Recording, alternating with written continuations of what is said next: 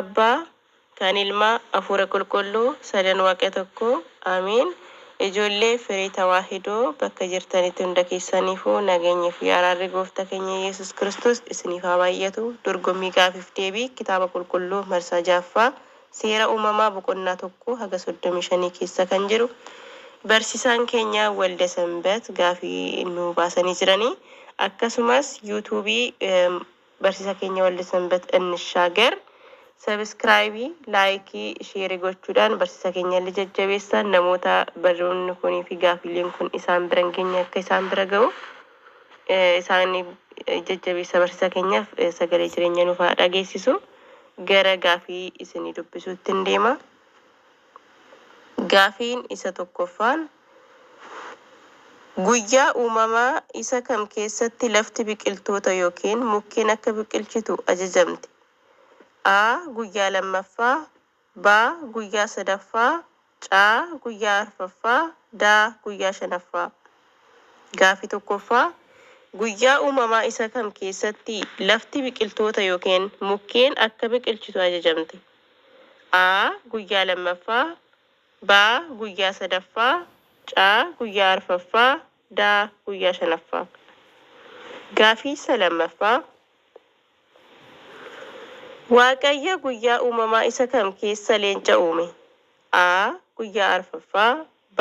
Guyyaa shanaffaa, C. Guyyaa ja'affaa, D. Guyyaa torbaffaa. Irran deebi'aa gaafii lammaffaa Waaqayyo guyyaa uumamaa isa kam keessa leenca uume? A. Guyyaa arfaffaa, B. Guyyaa shanaffaa, C. Guyyaa ja'affaa, D. Guyyaa torbaffaa. Gaafii sadaffaa Waaqayyo gooftaa iddoo dhaabaa yookiin gannata gara kamitti dhaabe? A. Gara kaabaa, B. Gara dhihaa, C. Gara kibbaa, D. Gara bahaa. Gaafii sadaffaa Waaqayyo gooftaan iddoo dhaabaa yookiin gannataa gara kamitti dhaabe? A. Gara kaabaa, B. Gara dhihaa, C. Gara kibbaa, D. Gara bahaa. Gaafii afuraffaa Lagni Eden keessa ba'u sun bakka meeqatti qoodama ture? A. Bakka 2tti, B. Bakka 3tti, C. Bakka 4tti, D. Bakka 5tti. Gaafii afuraffaa Lagni Eden keessa ba'u sun bakka meeqatti qoodama ture? A. Bakka 2tti, B. Bakka 3tti, C. Bakka 4tti, D. Bakka 5tti. Gaafii shanaffaa Yaaqoobii fi Esaawu abbaa isaanii Yisaaqiin yommuu awwaalan inni waggaa meeqa ture? A. Waggaa 147, B. Waggaa 175, C. Waggaa 110, D. Waggaa 180. Gaafii shanaffaa Yaaqoobii fi Esaawu abbaa isaanii Yisaaqiin yommuu awwaalan inni waggaa meeqa ture? A. Waggaa 147, B. Waggaa 175, C. Waggaa 110, D. Waggaa 180. Gaafii ja'affaa Abrahaam namichi Qeexeetti Ifroonitti gatii lafa awwaalaa kafaluuf yommuu walii galu meetiin sun sheeqeel meeqa ture? A. Sheeqeel 400, B. Sheeqeel 800, C. Sheeqeel 200, D. Sheeqeel 100. Gaafii shanaffaa Abrahaam namichi Qeexeetti Ifroonitti gatii lafa awwaalaa kafaluuf yommuu walii galu meetiin sun sheeqeel meeqa ture? A. Sheeqeel 400, B. Sheeqeel 800, C. Sheeqeel 200, D. Sheeqeel 100. Gaafii torbaffaa Saaraan ilma erga deesseen booda maqaa isaa Yisaaq jettee kan moggaafte maaliif? A. Gammachuu qabduuf, B. Waaqayyo waan kolfisiiseef yookiin gammachiiseef, C. Abrahaam waan ishee gaafateef, D. Ilma hangafaa waan ta'eef. Gaafii torbaffaa Saaraan ilma erga deesseen booda maqaa isaa Yisaaq jettee kan moggaafte maaliif? A. Gammachuu qabduuf, B. Waaqayyo waan kolfisiiseef yookiin gammachiiseef, C. Abrahaam waan ishee gaafateef, D. ilma hangafaa waan ta'eef. Gaaf 8ffaa Nooh dhugaatii wayniitiin machaa'ee erga dammaqee booda Kana'aan maal haa ta'u jedhe. A. Kan eebbifame haa ta'u. B. Kan abaarame haa ta'u. C. Guddaa haa ta'u. D. Jabaa haa ta'u. Gaaf 8ffaa Nooh dhugaatii wayniitiin machaa'ee erga dammaqee booda Kana'aan maal haa ta'u jedhe. A. Kan eebbifame haa ta'u. B. Kan abaarame haa ta'u. C. Guddaa haa ta'u. D. Jabaa haa ta'u. Gaaf 9ffaa kanneen armaan gadii keessaa eenyu ilma Seemiti? A. Eelaam. B. Ashuur. C. Luud. D. Yaafet. Gaaf 9ffaa kanneen armaan gadii keessaa eenyu ilma Seemiti? A. Eelaam. B. Ashuur. C. Luud. D. Yaafet. Gaaf 10ffaa Waaqayyo hafuurri koo bara baraan nama keessa hin turu jedhee barri jireenya namaas waggaa meeqa ta'a jedhe. A. Waggaa 70. B. Waggaa 100. C. Waggaa 120. D. Waggaa 400. Gaaf 10ffaa Waaqayyo hafuurri koo bara baraan nama keessa hin turu jedhee barri jireenya namaas waggaa meeqa haa ta'u jedhe. A. Waggaa 70. B. Waggaa 100. C. Waggaa 120. D. Waggaa 400. Gaaf 11ffaa dheerinni bal'innii fi ol ka'iinsi markabichaa dhundhuma meeqa ture? A. 125 15. B. 350 30. C. 575 45. D. 240 20. Gaaf 11ffaa dheerinni bal'innii fi ol ka'iinsi markabichaa dhundhuma meeqa ture? A. 125 15. B. 350 30. C. 575 45. D. 240 20.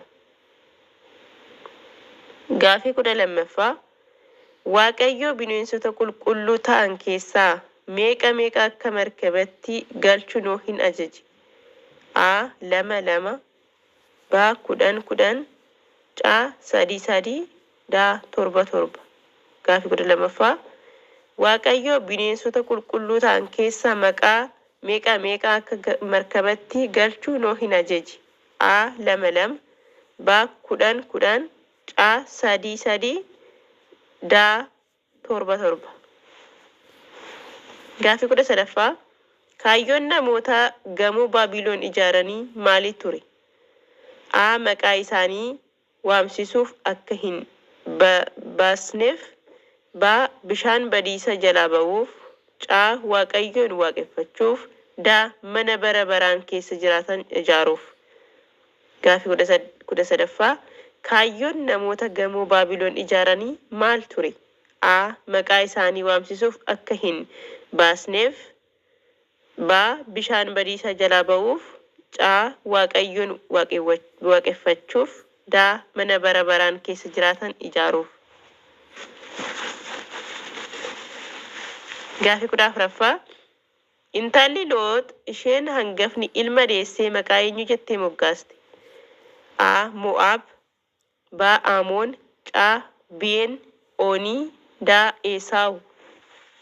Gaaf 14ffaa intalli Loot isheen hangafni ilma deessee maqaa eenyu jettee moggaafte? A. Mo'aab. B. Amoon. C. Ben Oonii. D. Esaawu. Gaaf 15ffaa Addaam Beetiin erga dhalchee booda waggaa meeqa jiraate? A. Waggaa 130. B. Waggaa 700. C. Waggaa 930. D. Waggaa 800. Gaaf 15ffaa Addaam Beetiin erga dhalchee booda waggaa meeqa jiraate? A. Waggaa 130. B. Waggaa 700. C. Waggaa 930. D. Waggaa 800. Gaafii 16ffaa bara jireenya Nooh waggaa 600ffaa keessa ji'a meeqaffaa fi guyyaa meeqaffaatti burqaaleen bishaan lafa jalaa hundi banaman? A. Ji'a lammaffaa guyyaa 17ffaa. B. Ji'a tokkoffaa guyyaa tokkoffaa. C. Ji'a torbaffaa guyyaa 17ffaa. D. Ji'a kurnaffaa guyyaa tokkoffaa. Gaafii 16ffaa bara jireenya Nooh waggaa 600ffaa keessa ji'a meeqaffaa fi guyyaa meeqaffaatti burqaaleen bishaan lafa jalaa hundi banaman. A. Ji'a lammaffaa guyyaa 17ffaa. B. Ji'a tokkoffaa guyyaa tokkoffaa. C. Ji'a torbaffaa guyyaa 17ffaa. D. Ji'a kurnaffaa guyyaa tokkoffaa. Gaafii 17ffaa Qaayeen adabbii cubbuu isaa baachuu hin danda'u erga jedhe booda maaltu na mudata jedhee sodaate? A. Lafa irratti godaanutti nan taa'a. B. Fuula Waaqayyo dura nan dhokadha. C. Namni na argatu hundi na ajjeesa. D. Mana abbaa koo irraa nan ari'ama. Gaafii 17ffaa Qaayeen adabbii cubbuu isaa baachuu hin danda'u erga jedhee booda maaltu na mudata jedhee sodaate? A. Lafa irratti godaanutti nan taa'a. B. Fuula Waaqayyoo duraa nan dhokadha. C. Namni na argatu hundi na ajjeesa. D.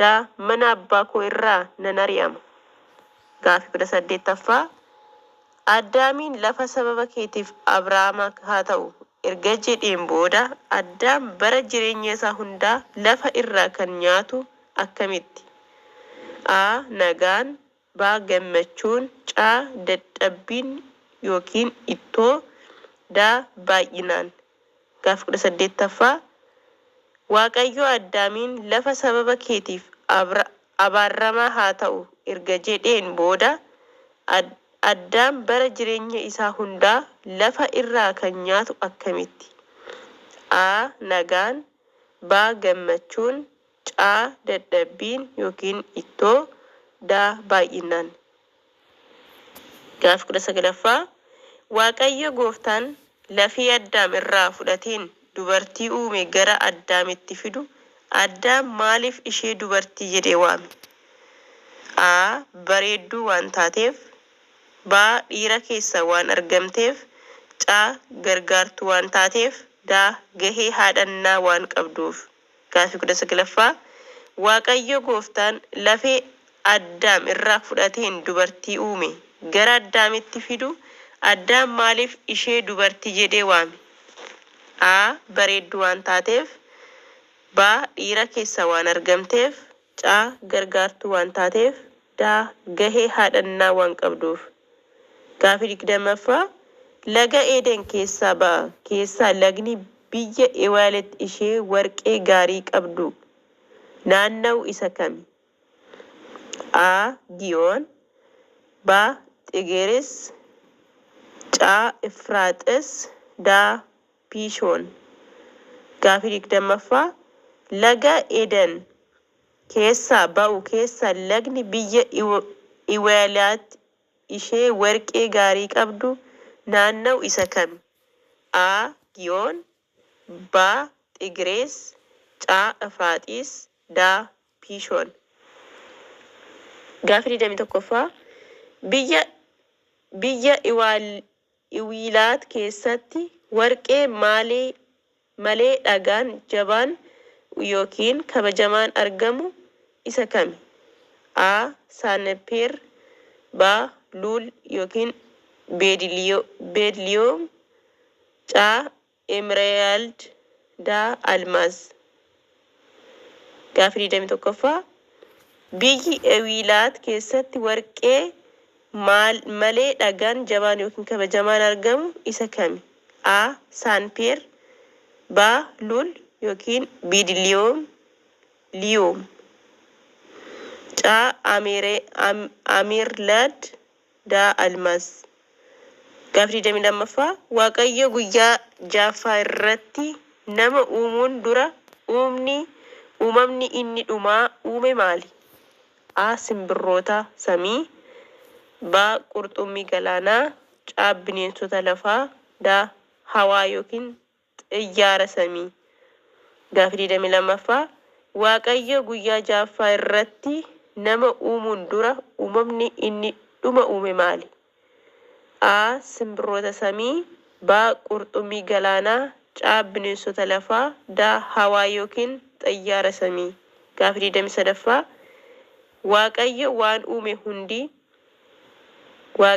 waan uume hundi baay'ee gaarii akka ta'e kan itti arge guyyaa meeqaffaatti? A. Guyyaa 5ffaa B. Guyyaa 6ffaa C. Guyyaa 7ffaa D. Guyyoota hunda. Gaaffii 23ffaa Waaqayyo waan uume hundi baay'ee gaarii akka ta'e kan itti arge guyyaa meeqaffaatti? A. Guyyaa 5ffaa B. Guyyaa 6ffaa C. Guyyaa 7ffaa D. Guyyoota hunda. Gaaffii 24ffaa Waaqayyo ifaa fi dukkana erga gargar baasee booda ifa sana maal jedhee waame? A. Guyyaa B. Calaqqee C. Aduu D. Yeroo. Gaaffii 24ffaa Waaqayyo ifaa fi dukkana erga gargar baasee booda ifa sana maal jedhee waame? A. Guyyaa B. Calaqqee C. Aduu D. Yeroo. Gaaffii 25ffaa Qaayiniin namni ajjeese dachaa 7 haa dhalatu. Laameekiin garuu jedhamee barreeffame kan dachaa meeqa agarsiisa? A. Dachaa 10 B. Dachaa 7 bakka 7 C. Dachaa 7 D. Dachaa 77. Qaayiniin namni ajjeese dachaa 7 haa dhalatu.